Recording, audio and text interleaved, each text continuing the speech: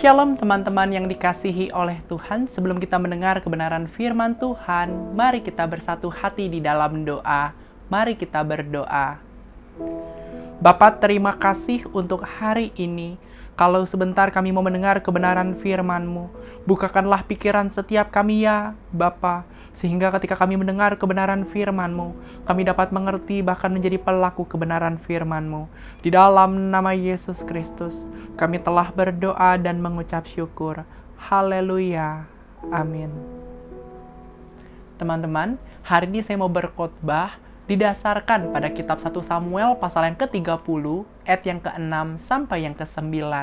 Saya akan berkhotbah dengan judul Bangun dari Lembah Kelam. Hari ini saya mau berkhotbah didasarkan pada kitab 1 Samuel pasal yang ke-30, ayat yang ke-6 sampai yang ke-9 dengan judul Bangun dari Lembah Kelam. Demikianlah bunyinya. Dan Daud sangat terjepit karena rakyat mengatakan hendak melempari dia dengan batu. Seluruh rakyat itu telah pedih hati, masing-masing karena anaknya laki-laki dan perempuan. Tetapi Daud menguatkan kepercayaannya kepada Tuhan Allahnya. Lalu Daud memberi perintah kepada Imam Abiatar bin Ahimelek, bawalah efod itu kepadaku. Maka Abiatar membawa efod itu kepada Daud. Kemudian bertanyalah Daud kepada Tuhan, katanya, haruskah aku mengejar gerombolan itu? Akan dapatkah mereka kususul? Dan ia berfirman kepadanya, kejarlah, sebab sesungguhnya engkau akan dapat menyusul mereka dan melepaskan para tawanan. Lalu pergilah Daud beserta ke-600 orang yang bersama-sama dengan dia, dan sampailah mereka ke sungai Besor, sementara orang-orang yang mau tinggal di belakang berhenti di sana. Amin. Teman-teman, kita bersyukur karena hari ini kita masih diberikan kesempatan oleh Tuhan untuk dapat merenungkan kebenaran firman-Nya.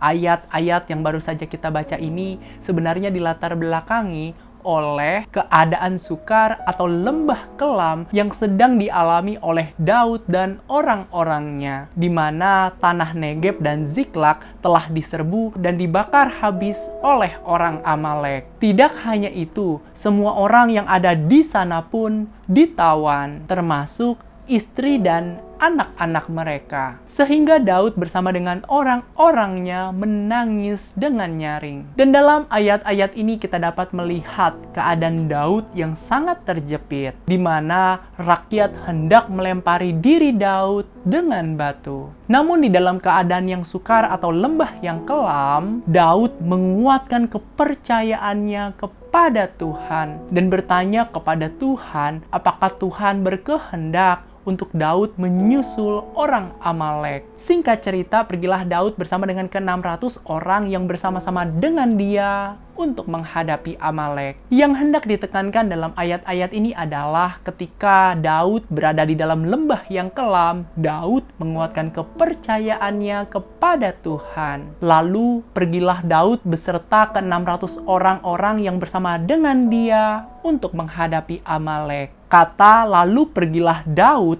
menunjukkan bahwa Daud adalah pribadi yang bangun dari lembah kelam yang sedang dialami oleh dirinya. Teman-teman, sebagaimana Daud dapat bangun dari lembah kelam, demikian pula dengan kita. Kita dapat bangun dari lembah kelam. Lembah kelam berbicara mengenai berbagai masalah yang sedang kita alami, sehingga kita merasa bahwa masalah yang sedang kita alami membuat kita berada di dalam titik terendah kehidupan kita. Sebagai umat Tuhan di zaman ini, banyak tantangan yang kita hadapi, dan seringkali kita merasa bahwa masalah yang kita hadapi begitu sulit untuk kita lalui. Namun percayalah bahwa kasih Tuhan akan menolong kita untuk dapat bangun dari lembah kelam dan menghadapi berbagai keadaan. Teman-teman, kita dapat bangun dari lembah kelam. Bagaimana kita dapat bangun dari lembah kelam? Apabila kita membaca Alkitab lebih lanjut, maka kita dapat menemukan paling tidak 3 cara bagaimana kita dapat bangun dari lembah kelam. Yang pertama, kita dapat bangun dari lembah kelam dengan meminta pertolongan dari Tuhan. Dapat kita lihat di dalam kitab Mazmur pasal yang ke-18 ayat yang ke-7. Yang kedua, kita dapat bangun dari lembah kelam dengan meminta kekuatan dari dari Tuhan. Dapat kita lihat di dalam kitab Hakim-Hakim pasal yang ke-16 ayat yang ke-27 dan 28. Yang ketiga, kita dapat bangun dari lembah kelam dengan meminta hikmat dari Tuhan. Dapat kita lihat di dalam kitab 2 Tawarik pasal yang pertama ayat yang ke-8 sampai yang ke-10. Teman-teman, tujuan saya berkhotbah hari ini adalah supaya pada akhirnya setiap kita dapat memahami 3 cara bagaimana kita dapat bangun dari lembah kelam. Teman-teman, kita dapat bangun dari lembah kelam. Bagaimana kita dapat bangun dari lembah kelam? Yang pertama, kita dapat bangun dari lembah kelam dengan meminta pertolongan dari Tuhan. Mari kita melihat kitab Mazmur pasal yang ke-18 ayat yang ke-7. Ketika aku dalam kesesakan, aku berseru kepada Tuhan, kepada Allahku aku berteriak minta tolong.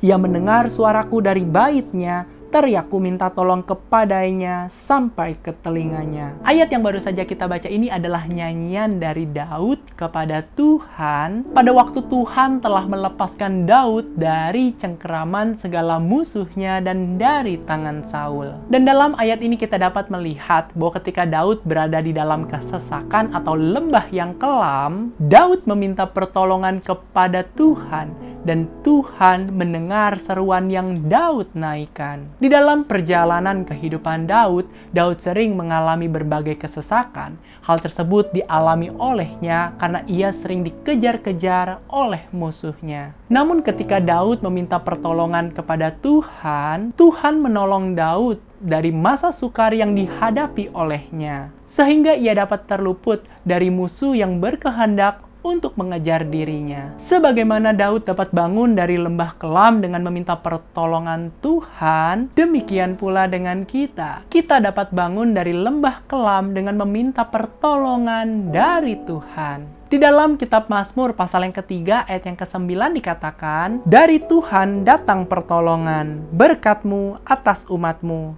Selah. Ketika kita berada di dalam lembah kelam, mintalah pertolongan kepada Tuhan. Mungkin kita tidak tahu kapan pertolongan Tuhan akan datang atas hidup kita. Tetapi ketahuilah bahwa Tuhan pasti akan menolong setiap kita. Di dalam surat 1 Korintus pasal yang ke-10 ayat yang ke-13 dikatakan, pencobaan-pencobaan yang kamu alami ialah pencobaan-pencobaan biasa yang tidak melebihi kekuatan manusia.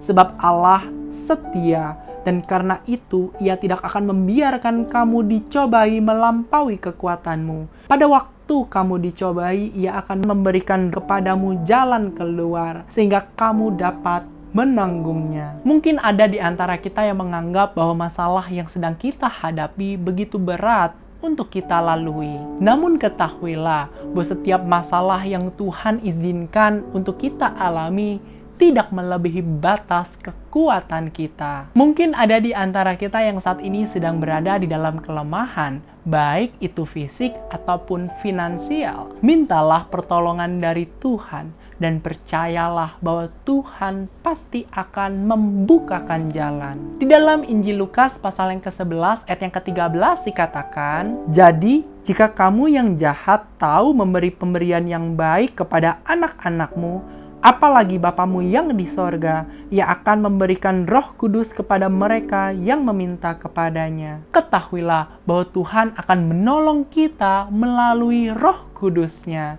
sehingga kita dapat bangun dari lembah kelam. Di dalam kitab Daniel pasal yang ke-6, dikisahkan sebuah kisah di mana ada seorang tokoh Alkitab yang bernama Daniel. Saat itu, Raja Darius berkehendak untuk menaikkan kedudukan dari Daniel. Akan tetapi, hal tersebut tidak disukai oleh para pejabat tinggi dan wakil raja. Singkat cerita, mereka membuat rencana jahat untuk dikeluarkan oleh Raja Darius berupa larangan mengenai barang siapa yang dalam waktu 30 hari menaikkan permohonan selain kepada Raja Darius, maka akan dilemparkan ke dalam gua singa. Di dalam kitab Daniel pasal yang ke-6 ayat yang ke-11 dikatakan, demi didengar Daniel bahwa surat perintah itu telah dibuat, pergilah ia ke rumahnya.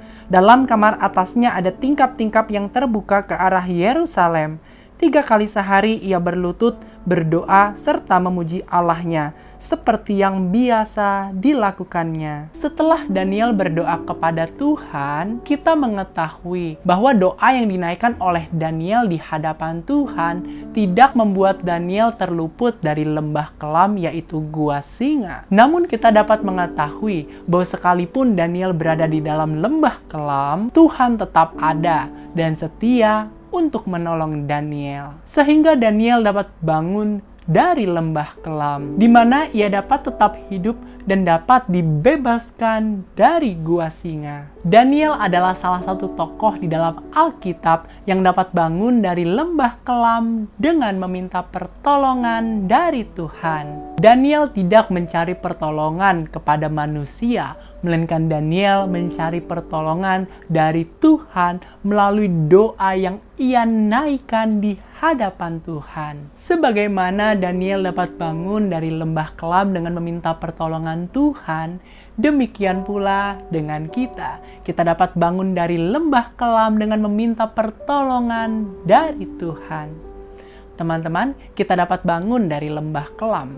Bagaimana kita dapat bangun dari lembah kelam? Yang kedua, kita dapat bangun dari lembah kelam dengan meminta kekuatan dari Tuhan. Mari kita melihat kitab Hakim-Hakim pasal yang ke-16 ayat yang ke-27 dan 28. Adapun gedung itu penuh dengan laki-laki dan perempuan. Segala raja kota orang Filistin ada di sana.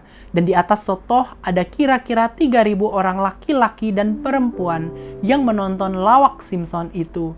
Berserulah Simson kepada Tuhan, katanya, "Ya Tuhan Allah, ingatlah kiranya kepadaku dan buatlah aku kuat sekali ini saja. Ya Allah, supaya dengan satu pembalasan juga aku balaskan kedua mataku itu kepada orang Filistin." Ayat-ayat yang baru saja kita baca ini dilatar belakangi oleh perbuatan yang dilakukan oleh orang Filistin kepada Simson, di mana orang Filistin menangkap Simson, mencungkil kedua matanya, dan membawa Simson ke Gaza. Di situ ia dibelenggu dengan 2 rantai tembaga dan pekerjaannya di penjara ialah menggiling. Kemudian orang Filistin memanggil Simson untuk melawak di perayaan korban sembelihan yang besar kepada Dagon. Dan dalam ayat-ayat ini kita dapat melihat bahwa perayaan korban sembelihan yang besar kepada Dagon dihadiri oleh banyak orang Filistin, di mana Alkitab mencatat kurang lebih sekitar 3.000 orang yang menghadirinya. Kemudian Simson meminta kekuatan dari Tuhan untuk dapat bangun dari lembah kelam yang sedang ia alami, yaitu untuk dapat menghadapi orang Filistin. Sebagaimana Simson dapat bangun dari lembah kelam dengan meminta kekuatan dari Tuhan, demikian pula dengan kita.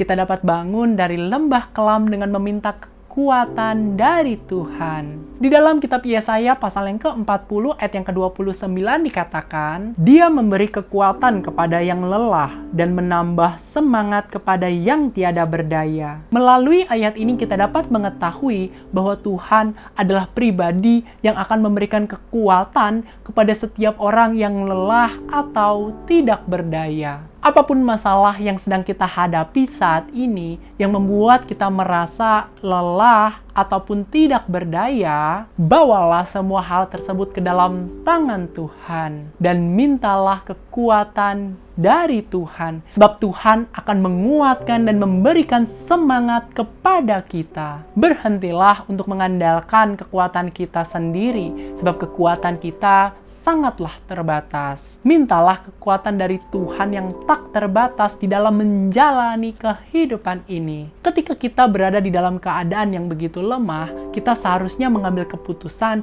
bukan menjauhkan diri dari Tuhan, melainkan kita mau mendekatkan diri kita kepada Tuhan. Di dalam Injil Matius pasal yang ke-11 ayat yang ke-28 dikatakan, "Marilah kepadaku semua yang letih lesu dan berbeban berat, aku akan memberi kelegaan kepadamu." Ketahuilah bahwa di dalam Tuhan ada kelegaan, di dalam Tuhan ada kelepasan, dan di dalam Tuhan ada kekuatan yang Tuhan sediakan bagi setiap anak-anaknya. Saya menyadari bahwa apabila sampai saat ini saya masih dapat melayani Tuhan, itu semua bukanlah karena kekuatan saya secara pribadi, melainkan karena Tuhanlah yang memampukan saya, memberikan saya kekuatan untuk dapat melayani Tuhan dengan segenap hati. Teman-teman, kita dapat bangun dari lembah kelam. Bagaimana kita dapat bangun dari lembah kelam? Yang ketiga, kita dapat bangun dari lembah kelam dengan meminta hikmat dari Tuhan. Mari kita melihat kitab 2 Tawarik pasal yang pertama, ayat yang ke-8 sampai yang ke-10. Berkatalah Salomo kepada Allah, Engkaulah yang telah menunjukkan kasih setiamu yang besar kepada Daud ayahku, dan telah mengangkat aku menjadi raja menggantikan dia. Maka sekarang ya Tuhan Allah, tunjukkanlah keteguhan janjimu kepada Daud ayahku.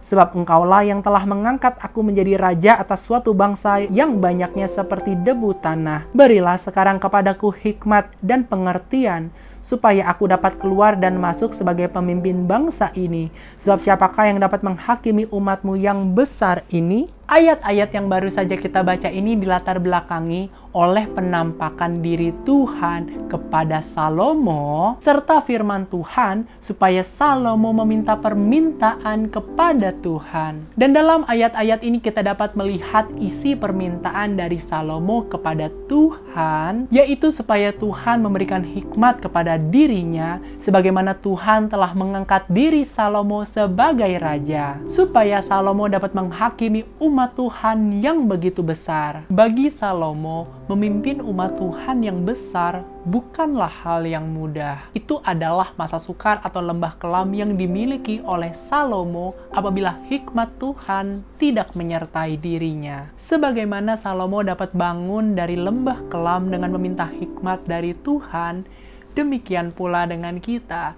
Kita dapat bangun dari lembah kelam dengan meminta hikmat dari Tuhan. Ketahuilah bahwa dengan hikmat dari Tuhan, maka Salomo dapat menjadi pribadi yang bijaksana di dalam mengambil setiap keputusan. Di dalam kitab 1 Raja-Raja pasal yang ketiga, ayat yang ke-28 dikatakan, ketika seluruh orang Israel mendengar keputusan hukum yang diberikan raja, maka takutlah mereka kepada raja, sebab mereka melihat bahwa hikmat daripada Allah ada dalam hatinya untuk melakukan keadilan. Ketahuilah bahwa hal ini juga dapat berlaku bagi kita. Ketika kita memiliki hikmat yang berasal dari Tuhan, maka kita akan menjadi pribadi yang dapat mengambil keputusan dengan penuh ketepatan dan keadilan. Di dalam kitab Amsal pasal yang kedua, ayat yang ke-6 dikatakan, karena Tuhanlah yang memberikan hikmat, dari mulutnya datang pengetahuan dan kepandaian. Melalui ayat ini kita dapat mengetahui bahwa Tuhan adalah pribadi yang memberikan hikmat, sebab Tuhan adalah sumber hikmat itu sendiri. Di dalam surat Yakobus pasal yang pertama, ayat yang ke-5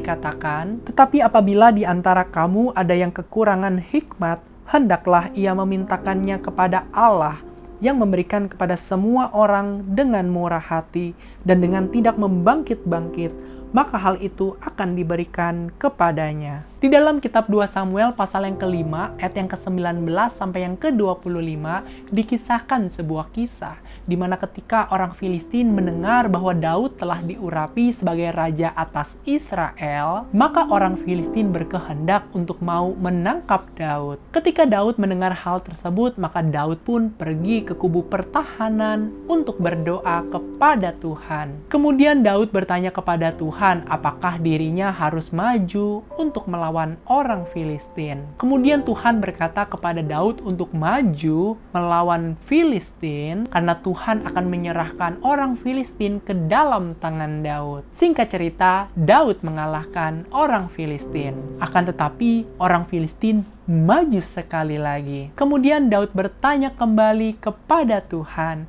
Artinya, Daud meminta hikmat dari Tuhan. Di dalam kitab 2 Samuel pasal yang ke-5, ayat yang ke-22 sampai yang ke-25 dikatakan, ketika orang Filistin maju sekali lagi dan memencar di lembah Refaim, Maka bertanyalah Daud kepada Tuhan dan ia menjawab, "Janganlah maju tetapi buatlah gerakan lingkaran sampai ke belakang mereka, sehingga engkau dapat menyerang mereka dari jurusan pohon-pohon kertau. Dan bila engkau mendengar bunyi derap langkah di puncak pohon-pohon kertau itu, maka haruslah engkau bertindak cepat, sebab pada waktu itu Tuhan telah keluar berperang di depanmu untuk memukul kalah tentara orang Filistin." Dan Daud berbuat demikian seperti yang diperintahkan Tuhan kepadanya.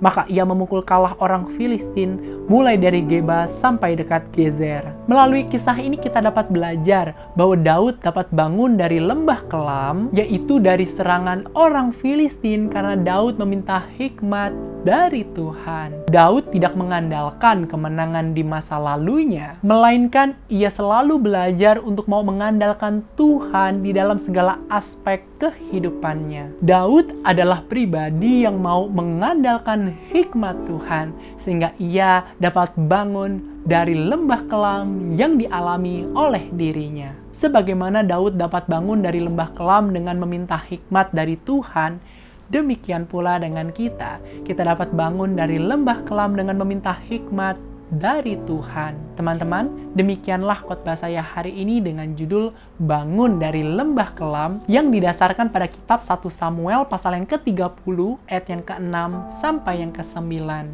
Teman-teman, kita dapat bangun dari lembah kelam. Bagaimana kita dapat bangun dari lembah kelam? Setelah kita membaca beberapa bagian Alkitab, kita telah menemukan paling tidak 3 cara bagaimana kita dapat bangun dari lembah kelam.